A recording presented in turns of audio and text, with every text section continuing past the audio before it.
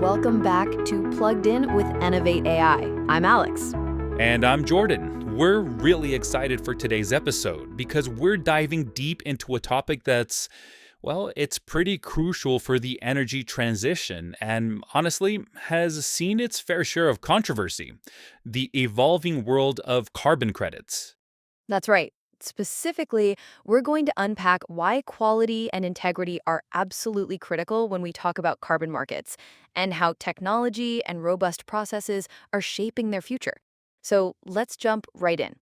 So, Jordan, carbon credits. It's interesting because on one hand, they promise this incredible mechanism for incentivizing decarbonization, right? You can support projects that reduce emissions, and companies can offset their footprint. It sounds brilliant on paper.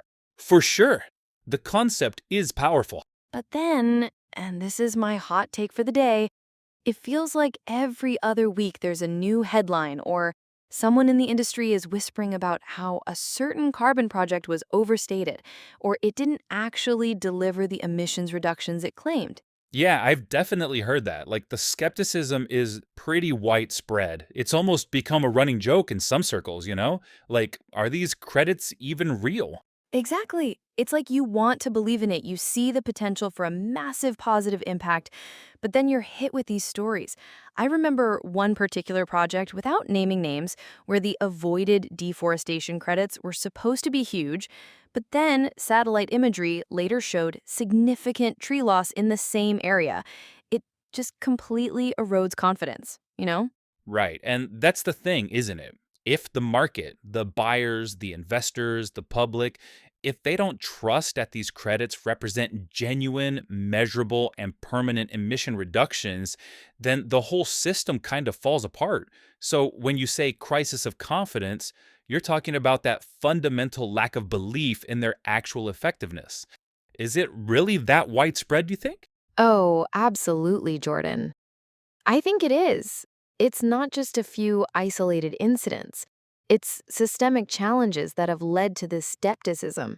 And when you dig into it, you start seeing the same issues pop up again and again, which really undermines trust. So, what are those core issues then? Like, beyond just it didn't work, what are the technical reasons it gets a bad rap? Well, the biggest one, probably, that always comes up is additionality. The idea that the emission reduction wouldn't have happened without the carbon credit mechanism itself. If someone was going to, say, upgrade their factory to be more efficient anyway, and then they get carbon credits for it, well, that's not truly additional, right? It just happened. Right, so it's not actually causing new climate action, it's just rewarding something that was already going to happen anyway. That makes sense why that would be a huge problem for the integrity of the market. It's like paying for a public park that was already funded. Exactly. And then you have the permanence issue. Let's say you fund a forest project. Great, it absorbs carbon. But what if there's a forest fire 5 years later, or it's cut down for agriculture? That carbon, which was supposed to be sequestered for decades or centuries, goes right back into the atmosphere. So the reduction isn't permanent. Oh, that's a tough one. How do you guarantee something like that? Especially with natural solutions, there's always an inherent risk, isn't it? Like, it's not a locked in, quantifiable thing forever. Definitely. And that leads into the whole challenge of verification. How do you truly independently verify that these reductions are happening, that they're real, and that they're lasting? It's incredibly complex. We're talking about projects all over the world in diverse environments with different methodologies. Manual verification can be prone to errors or even, outright fraud sometimes. So it's like they say they're doing XYZ, but proving it in a robust, undeniable way is the hurdle. Because you can't just send someone out with a clipboard to come trees for decades. Exactly. And then you add in double counting. This is where the same emission reduction gets claimed by two different entities. Maybe a company buys a credit, but the host country also counts that reduction towards its national targets under something like the Paris Agreement. Or even worse, two different buyers end up with the same credit. It's a nightmare for accounting and trust. Wow. So it's like a digital asset, but without perfect ledgering, which is kind of ironic given the tech we have now.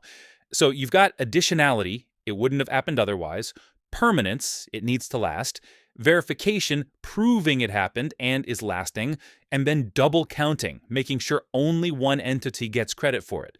That's a pretty comprehensive list of potential pitfalls, isn't it?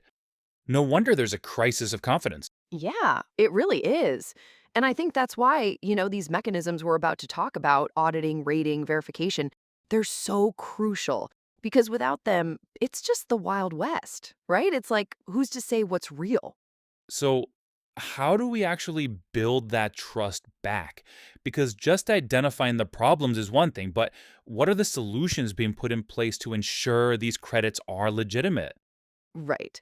So, first step, auditing. This is foundational. Think of it like financial auditing, but for carbon projects.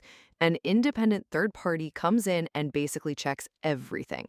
They look at the project design document, they verify that the methodology is sound, that the baseline scenario, what would have happened without the project, is accurately calculated. They're basically cross referencing all the claims the project developer is making against an agreed upon standard.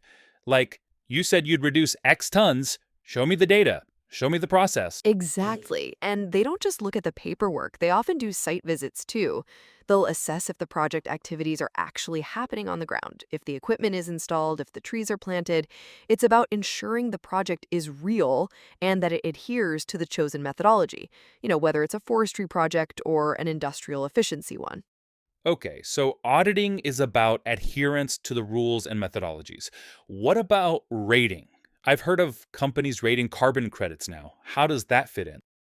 That's a great question, and it's actually a newer but really important layer of trust. While auditing checks for compliance, rating agencies go a step further. They assess the quality and integrity of the credit itself, often using a more holistic, forward-looking approach. They might look at the project's long-term sustainability, the potential for non-permanence, the co-benefits like biodiversity or community impact, and even the developer's track record.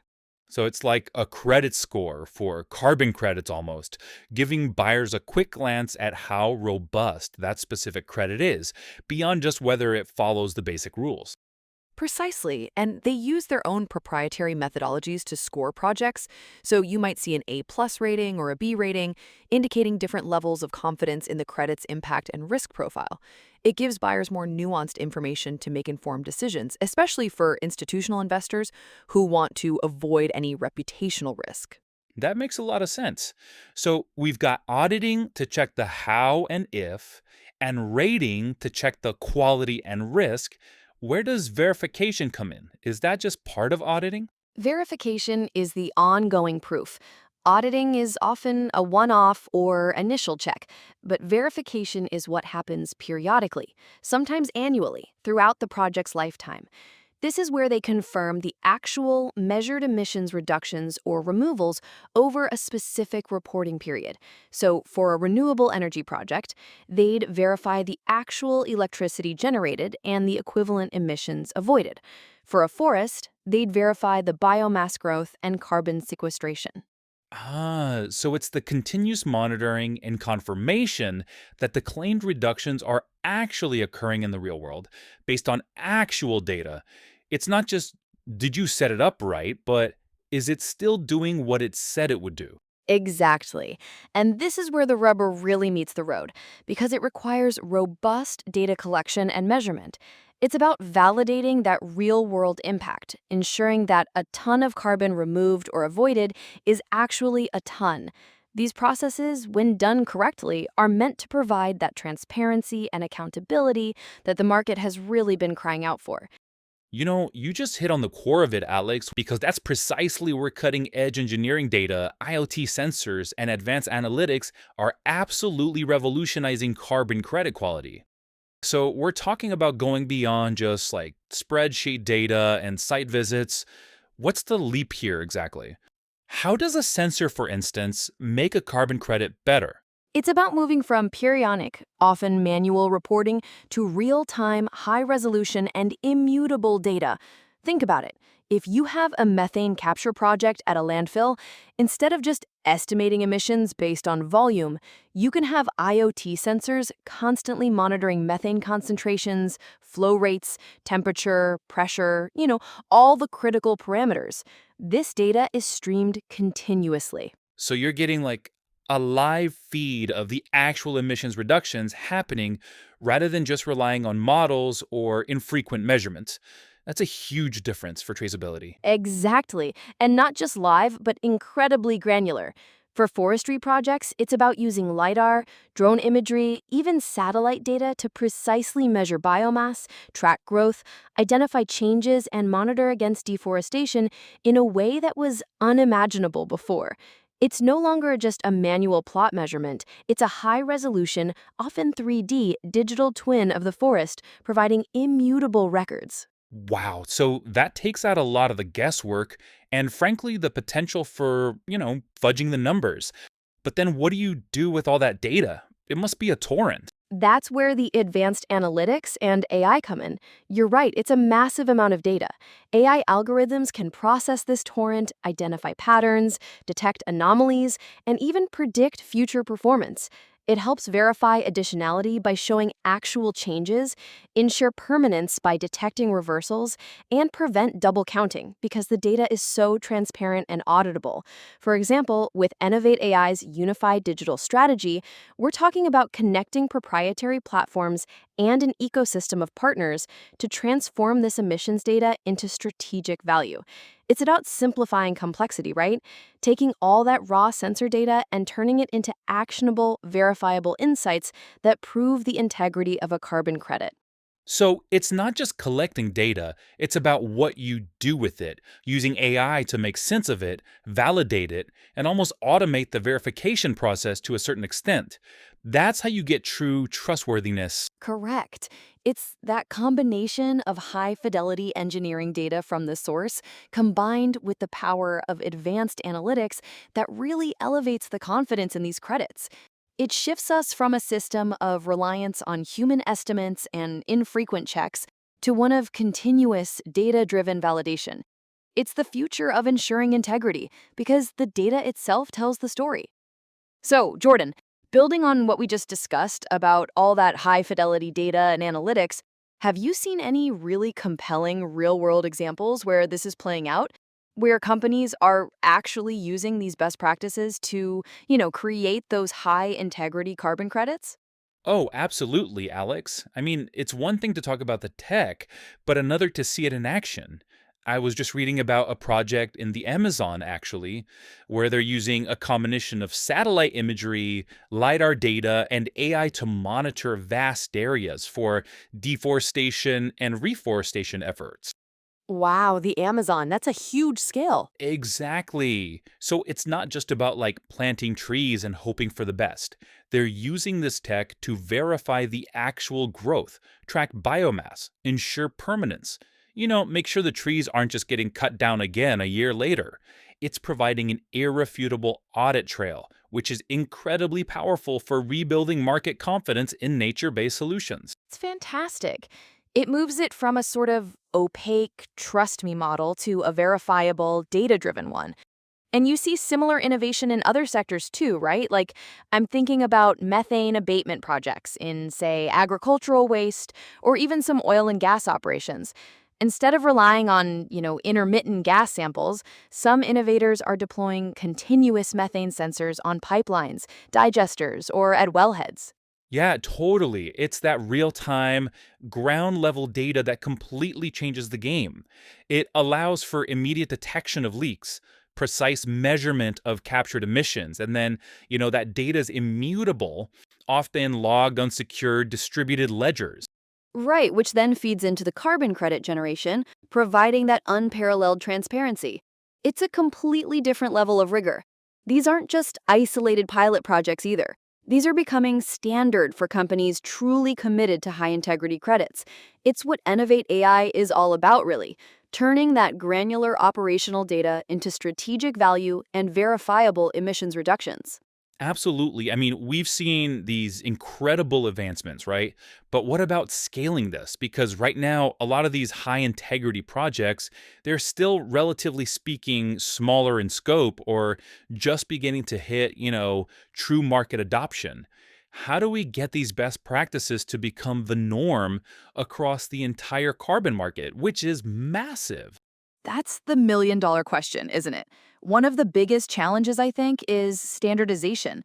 Even with all this amazing tech, if every project has its own bespoke measurement and verification protocol, it makes it hard for buyers to compare credits or for regulators to oversee the market effectively. We need more universal frameworks. And that's where policy comes in, right? Because technology can give us the data, but policy needs to create the guardrails and incentives for that data to be used correctly and for high integrity credits to be rewarded appropriately. Exactly. We need evolving policy frameworks that recognize and reward the rigor that engineering data and advanced analytics bring. Imagine a future where, carbon credits that are verifiable with continuous immutable data automatically get a premium or are prioritized in compliance markets. That would truly accelerate adoption. And then there's the collaboration piece too. No single company or technology can fix this alone. It requires project developers, tech providers like Enovate AI, verifiers, and even financial institutions working together to build those truly robust, transparent pipelines from emission reduction to verified credit. Right. It's about creating an ecosystem where trust is built in, not just hoped for. And if we get that right, the opportunities for decarbonization are just immense. It unlocks so much more capital for climate action. So, to wrap this up, Jordan, it really comes down to this.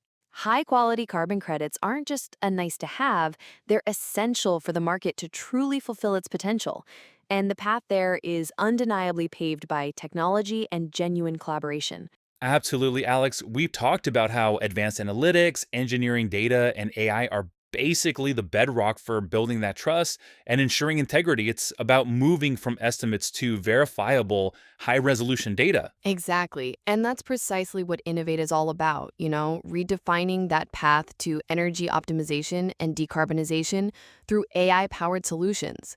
Their unified digital strategy really emphasizes that collaborative approach, simplifying complexity from data to decarbonization. So, if you're an energy operator looking to transform your emissions data into strategic value, or just curious about how AI driven end to end solutions can boost efficiency and enable peak asset performance, even unlocking new revenue streams, then you definitely want to check out Enovate.ai. That's ENOVATE.ai. You can learn more about how they're bringing together proprietary platforms and ecosystem partners for unified AI-driven solutions. And hey, make sure you also connect with Plugged In with Innovate AI on YouTube and LinkedIn so you don't miss our future episodes. Thanks so much for tuning in, everyone. And remember to stay plugged in.